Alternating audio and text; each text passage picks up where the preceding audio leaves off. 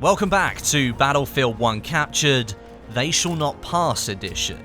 This series just got an extension. You'll be getting a look at some exclusive gameplay here from the brand new DLC on the show where you find out all you need to know about Battlefield 1. This is the first of 2 episodes covering some aspects of the new DLC, and today we're looking at the brand new game mode, Frontlines. Frontlines, in essence, is a combination of Rush and Conquest, 2 staples of the Battlefield franchise, and they come together to create this tug of war over key locations on the 4 new maps.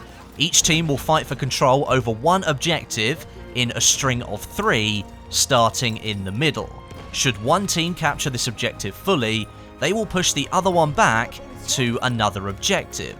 If the retreating team lose this second objective, they are pushed even further back into their HQ, where the game transitions from key locations to rush-style telegraph posts.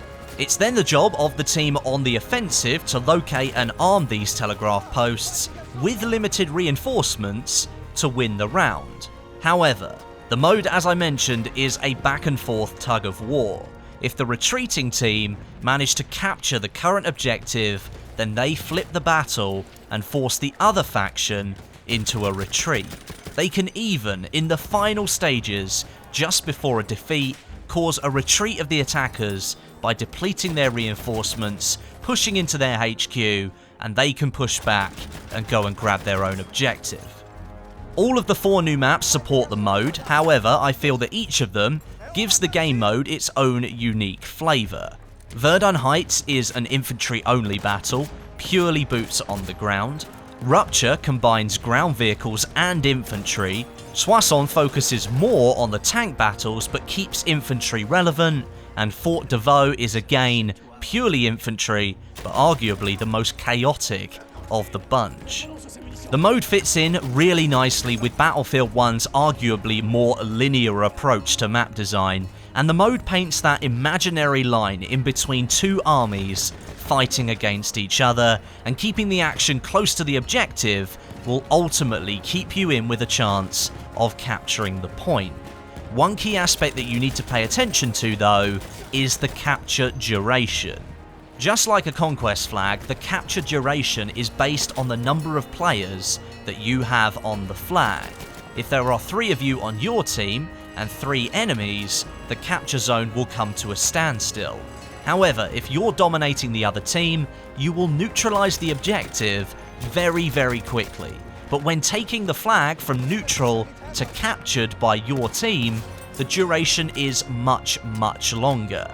And this is to symbolise the hard-fought battles of World War I, where for hours, weeks, sometimes even months at a time, soldiers were continuously fighting to secure a location from an enemy.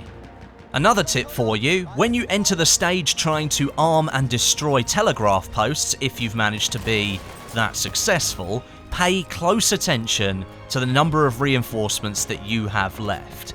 If you're close to 0 and you've just respawned, do a check on the MCOMs, and if one isn't armed and you're the attacker, then it might be best to make a quick retreat and be ready to secure the previous objective flag behind you. As a defender, it's all about taking out as many players as you can, rushing in for that telegraph post, keep their hands off it for as long as possible. Frontlines is certainly a great addition to Battlefield 1, and any fan of the other linear modes like Rush or Operations will feel right at home here. Each of the maps has their own flavour, and they play very differently despite the mode being exactly the same on each of the 4 maps in the DLC. Give the game mode a try, and let me know what you think down in the comments section. Thank you very much for watching part 1 of Battlefield 1 Captured, They Shall Not Pass Edition. Make sure you look out for part 2 coming up in the next couple of days. We'll be exploring the 2 brand new operations coming in this DLC. But until next time, my name is Westie, and I'll catch you guys in the next video.